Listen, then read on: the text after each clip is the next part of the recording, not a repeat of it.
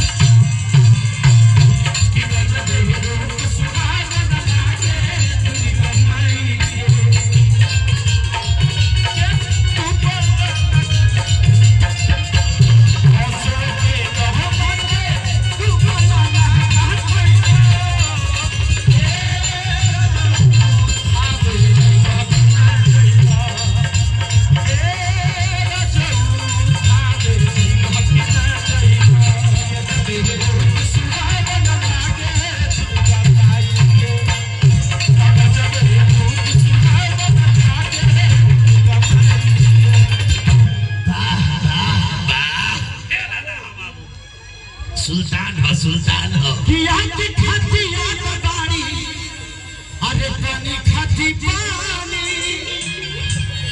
जे जैसे चाहे वैसे अरे मिले माता रानी। मैं आप सबसे रिक्वेस्ट कर रहा हूँ कि जो माता बहन बेटी हमारी बैठी है प्लीज आप सब उनके लिए कम से कम थोड़ा सा सहूलियत दे दीजिए और उनको फ्रीडम दे दीजिए ताकि वो सुकून से अपने बेटा अपने भाई अपने भतीजा को देख सके। प्लीज हमारे ही घर की माँ बहन बेटी है इनके थोड़ा सा सहूलियत दे दो भाई।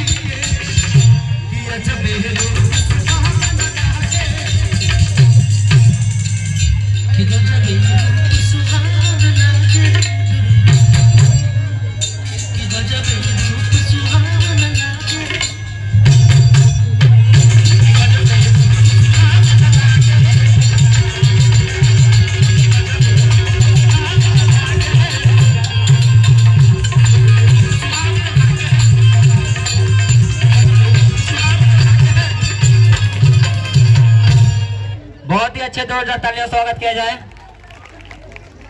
जो भी भक्तगण प्रसाद ना पाया हो वो आकर पंडाल में प्रसाद ग्रहण कर ले। रियल डांसर कहीं भी